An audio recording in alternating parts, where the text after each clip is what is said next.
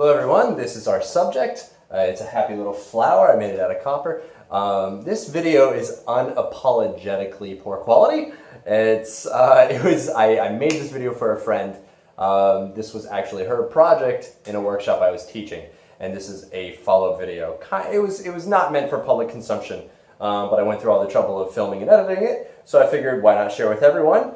The data is good, the tooling is shown, the steps are shown, when and where is visible, but it is very selfie stick like low quality. So just buckle in, get what you can out of it, and if I missed anything or if you need more, let me know. Otherwise, happy chasing and good luck.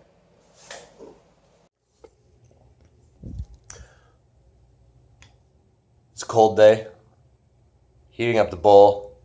I'm pulling the pitch up to just hold the heat. The bowl needed to be reset anyways. So all I'm doing is heating it so it can get glossy.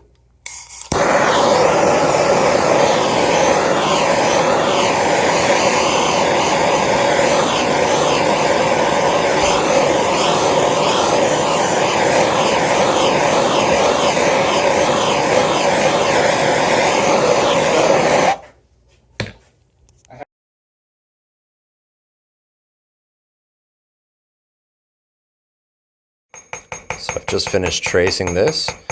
This is a lot of repeat information, but I just used a curved liner. It's got a flat side and a curved side, and it allows you to have like a gentle curve. And I used a straight liner down the middle. I included a photo of that. And we just took away our patterns. We're gonna see what it looks like now. I might have a gap or two because I was being a little conservative. But now I'm just going to go back and touch that off and clean off the quick little adhesive I was using. Okay, so I was a little messy with my tracing because I went through the tracing paper and it was starting to lift up a little.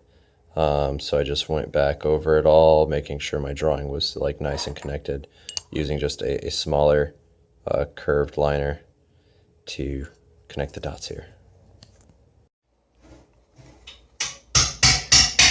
I just popped it out.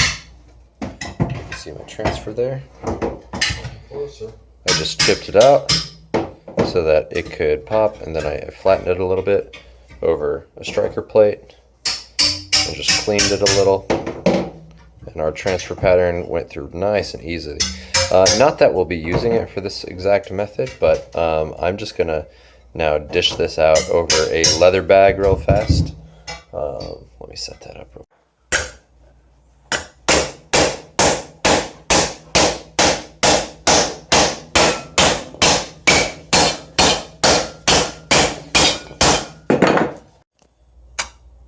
So we dished it just a little bit with a wooden hammer into a leather bag. And then on this side, using just the flat part of this really ancient mallet here, I'm flattening it against the striker plate. So I'm just making sure that my perimeter is nice and flat, but that I still have a little bit of a reservoir of positive space to work with. I'm not going to go too deep with this. I'm just going to keep it like a medium relief. And so now we're going to go over and anneal it. We're going to set that up.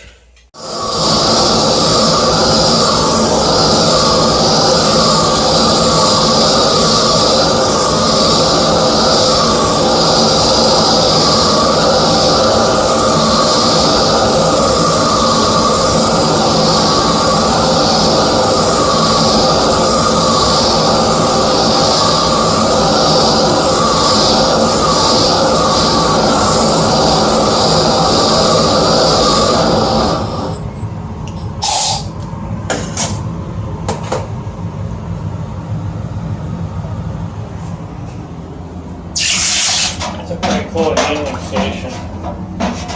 I just used a little can of map gas, so it's different than. Yeah, it's nice. We got good ventilation in here too. Nice. Next is the pickle pot. But that'll take a minute. All right, it's been about 10 minutes. Let's check on the pickle. You'll only want to use copper tongs in here so you don't, mix up your metals and accidentally plate your silver with copper. by introducing iron, but you know, you can see now that that is nice and clean. So I'm gonna neutralize the acid in baking soda water.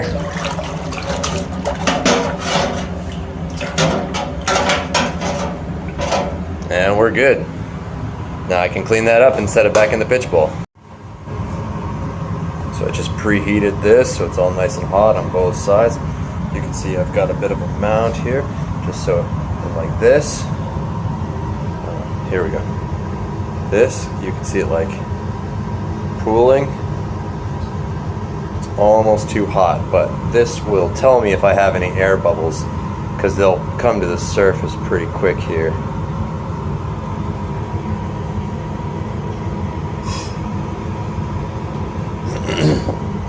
This is a little on the warm side, like I don't want to put it down in the bowl because it might just slide right out when I try and flip it. You can see that. So I'm just gonna give it just another minute. That'll set up, and then I'll drop it in. And if you could just capture me like scooping this. Okay, Natsuki, this is the step I think we left off on. You're starting from I made a work hardened perimeter, so your annealed material is moving predictably, and I'm pushing it kind of in there so you can see the lever action. And so I start in the back, I start straight down, so moving from perpendicular into and against the design. And I'm just going to start kind of stretching this up for that. And this is just a really big tool. It's really soft embosser, you know, nothing too special. Just something that's not going to hurt the metal. No sharp edges or anything else. I think this is where we left off. All right, that should be good. Okay, so now I've been using this tool here. This is out of Steve Grader's 3/8 chisel set. It's A2 steel. It's just an air hardening steel. It's good though. And what I'm doing now is I'm just kind of levering it up as I go, and I'm kind of like flaring in. I'm not all the way up to my design yet. I'm just trying to make it a little more consistent. So I'm like shaping it all at once. So I'll actually film me working for like getting into the line itself to really make this design pop. This section here. So the pitch at this point is still pretty warm. It's not scalding by any measure. It's probably only like 100 Fahrenheit, but it's plenty workable. And you can see my angle here is pretty angled in. I'm just kind of like letting it follow up there, kind of working into each corner of the high spot as I go. And now I'm going to angle the chisel. I'm going to like feather it on its side there as I kind of like roll it through, starting to chase back into the actual final design. So this is where your original tracing like completely disappears. And I'm looking to actually establish that as far underneath the undercut as I feel that my design warrants.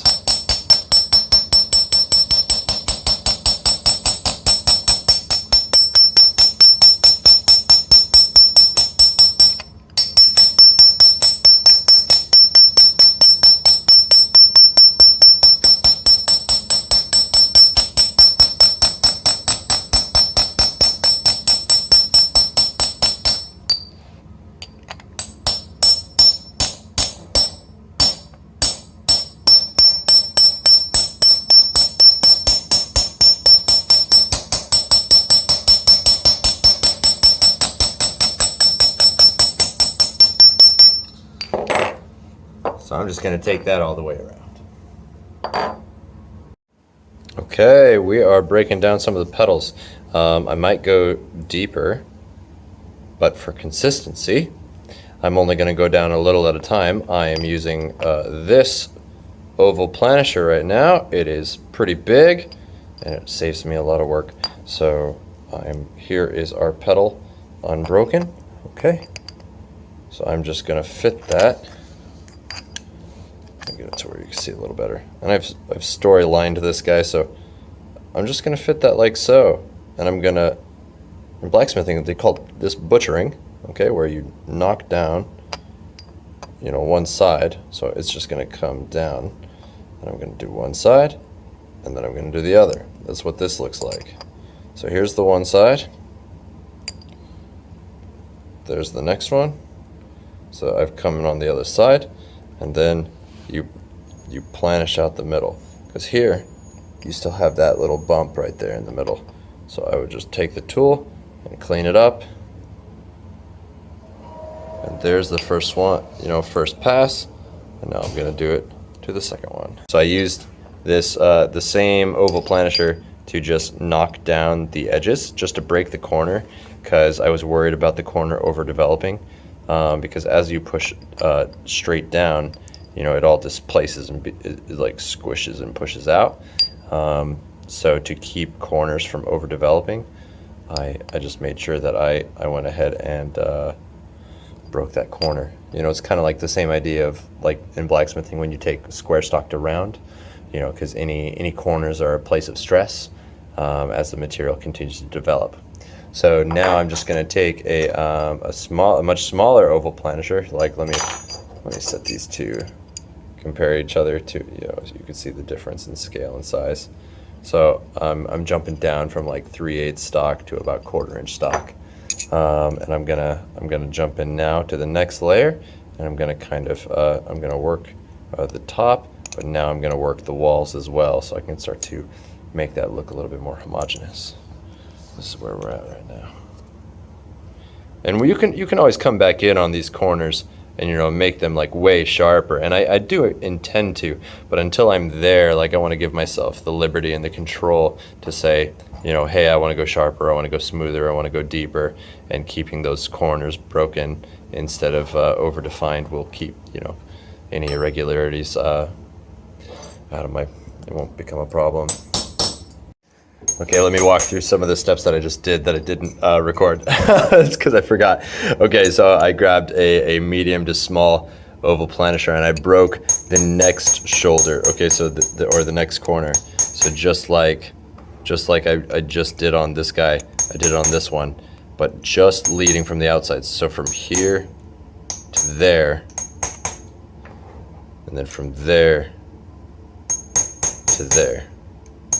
The reason I'm doing that is, as you could probably see, if it'll focus, you can do it. There we go.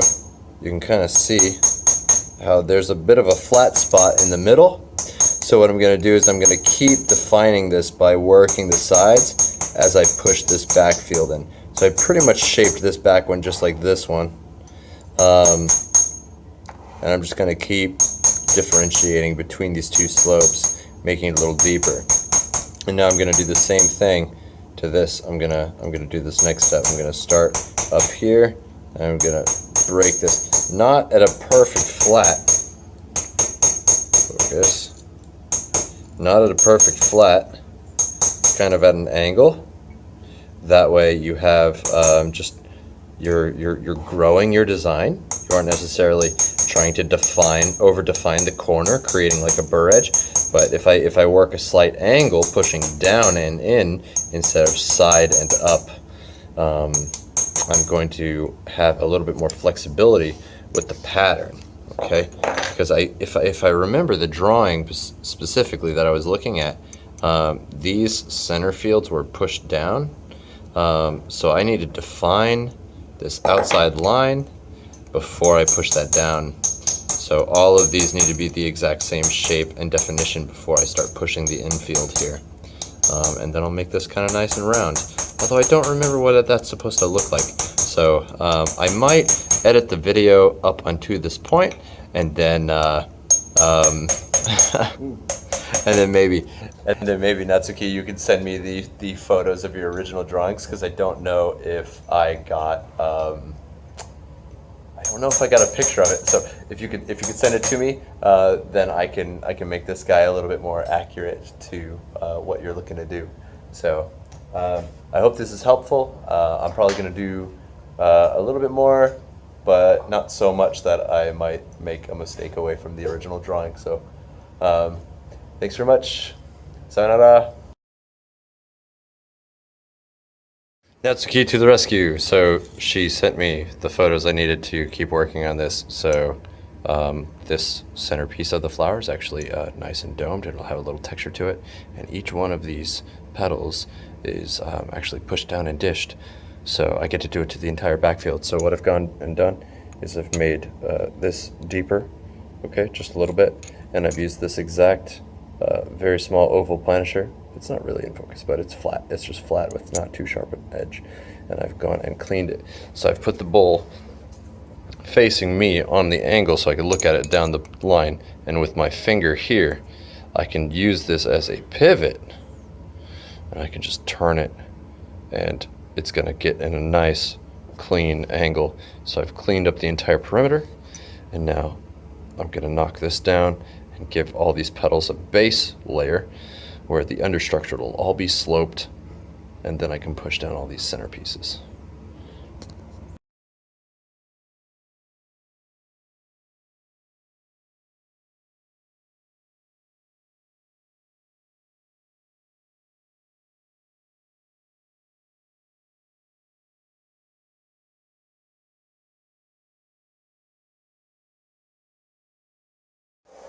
You're gonna have to forgive my like selfie stick style of filming here today. So I just popped this out so I could flatten the edges. Because we work hardened the border, it's going to be really easy to flatten the edges, which is already annealed, and it popped out pretty clean. I only did that so it was a little nicer, so I could do the background, and so that I could start to get access into like the little reservoirs that we'll be pushing into the petals. So I'm just gonna fill this back up now. Like I'm not gonna anneal it. That one anneal I did earlier was enough, and now we're just gonna reset it in the pitch here, and we'll get back to going. So after reconfirming the design, I can now say that these corners, I'm safe having them a little on the sharper side. So I took that the medium oval planisher that fits in just there, and I kind of just smoothed all that out, made sure it was nice and crisp. And now I'm going back over the petals, because you can see like the tracing line, if it'll focus, there we go. The tracing line is pretty sharp, and so what I want to do is this right here. So I'm putting my planisher right into that groove, and I'm slowly just smoothing all that out. Just kind of breaking that shoulder. So I'll do the other side too, but I'll just do it all the way around, you know, one petal at a time, and then I'll do the other side right there. I think I've got one where both sides is already done. Which one is it? Maybe I haven't. No, it's this one.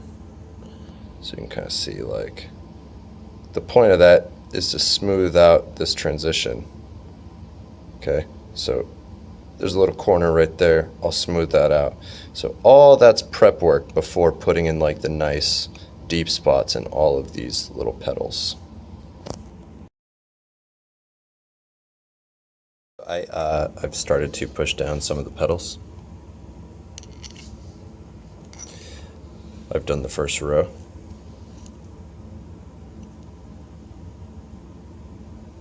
But you'll notice as I start the second row, here's the tool I'm using. It's just a 3/16 square with a very slight curve on it. Just very smooth tool, because the corner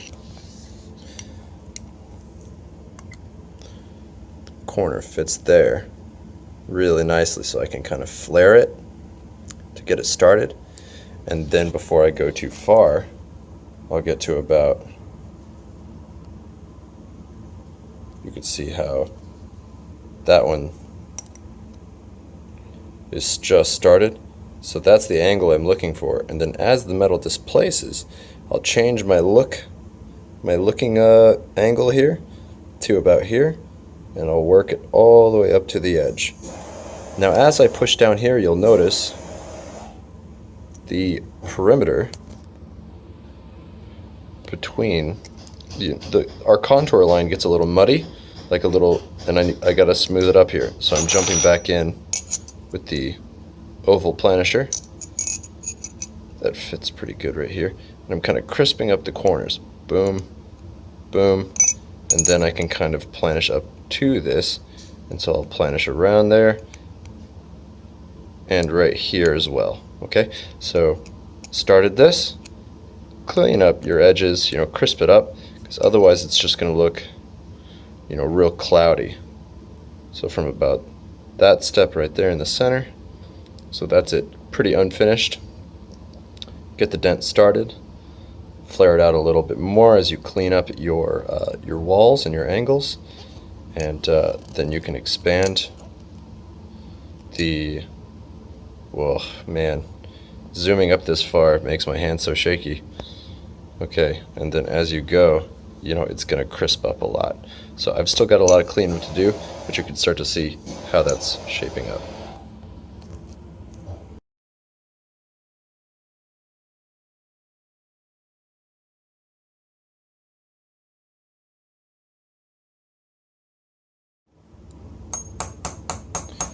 Okay, so I've started to just break down some of the dishing for the petals. I'm using a really big tool, but it's really flat. Okay, it's really smooth, and so this corner, fits in right there pretty nicely. And I'm just getting it started and rolling it in and stopping and moving, getting it started, rolling it in and stopping, and I'm just kind of breaking that down so as to keep the symmetry, because the symmetry is what is most challenging about this piece. Like, it's not a complicated design, but keeping it symmetrical throughout the whole thing is very challenging. So that's really the only thing you got to look out for. The rest is pretty much clockwork. So I'm just going to keep doing that. I'm going to scale down to a slightly smaller tool and go all the way to the inside, and then we'll get our little center pattern going.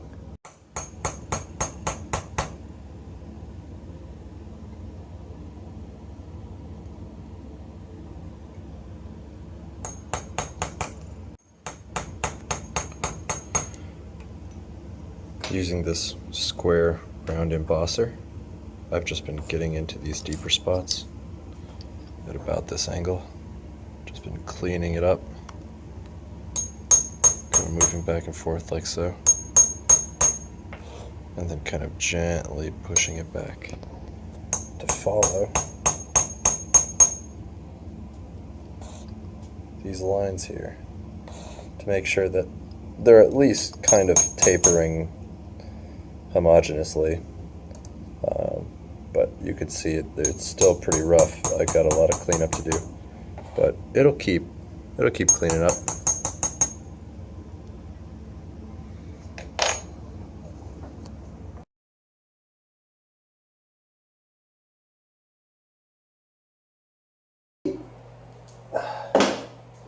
We're just about done with this. All I'm doing is cleaning up the perimeter of all the leaves, jumping in each one of these petals and kind of pushing it a little bit more open, crisping up the border of each one. And I don't actually have a purling tool for the little like dots. That's like quite the right size. So I'm just going to use like a round punch and get it started. You could trace it with a small curved liner as well if you wanted something a little more freehand. But I'm just going to kind of draw it out first, make sure it fits nice, and then I'll just fill it all in and planish it smooth. That's all we've got left. Little background. I'm probably going to keep it simple, kind of matching the photo that you sent me in the first place. It's a stippled border, so we'll just be using a very small tool and just adding little dots to like fill in the background and make it look a little cleaner. And then we can flatten it and add it to the collection. Okay, so I went ahead and followed up my beading with this very small curved liner. It's in 1/8 tool stock. So, I mean, you can see my thumbnail, it's pretty big. So the tool is pretty tiny to fit in between all of these. And I've just, roughed in a little deeper, all of the, I don't know if it'll focus, give it a second.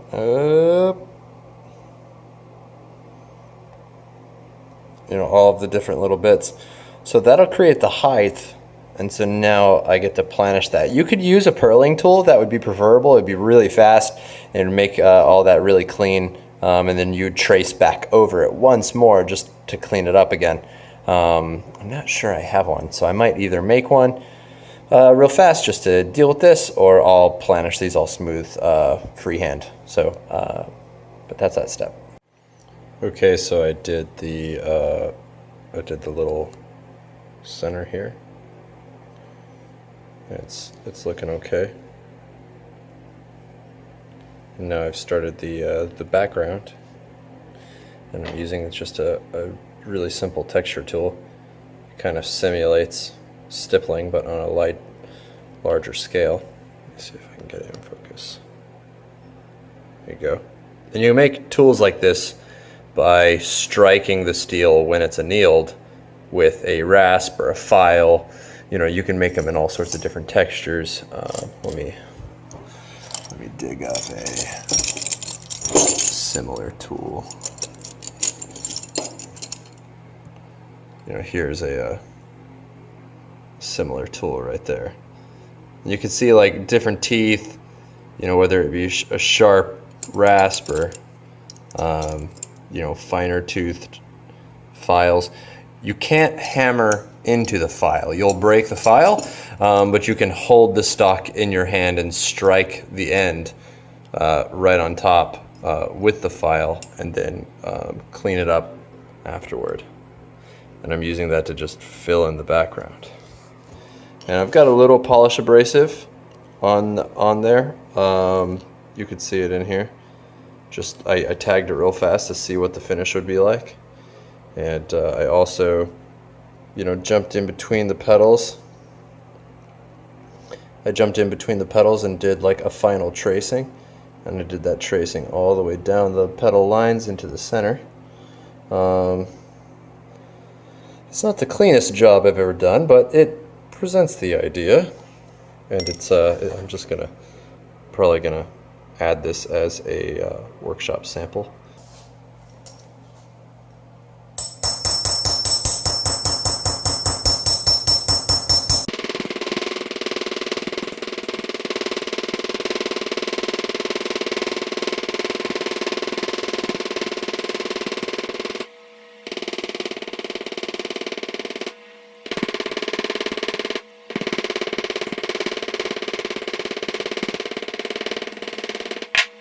And I'm pretty happy with the way this has this. Whoa! I've got all my chisels in front of me, and that hammer was sticking out a little abruptly. So I'm just gonna add this to the workshop samples. I think it's a nice, simple design, but it shows how controlled some of the chasing can be to create symmetrical designs. Although it is not very deep, it still demonstrates, when and where to put sharper and sharper tooling. So let me know if I missed anything, or if you think you're gonna need more detail or tool sizes or whatever. Let me know, and we'll get you going here, because it's a design worth doing. It's a classic. So. And I'm pretty happy with it. But until next time, thanks very much, and hopefully I'll see you soon.